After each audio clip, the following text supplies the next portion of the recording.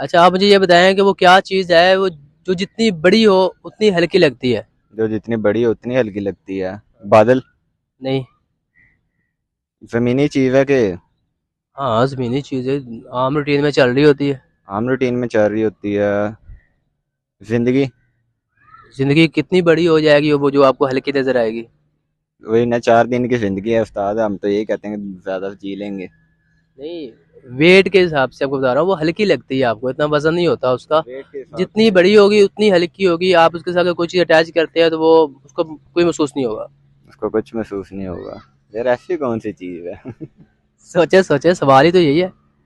بال؟ نہیں، بال اگر آپ کے سر پہ بڑے ہو جائیں گے تو آپ کے سر پہ وزن محسوس ہوئے گا.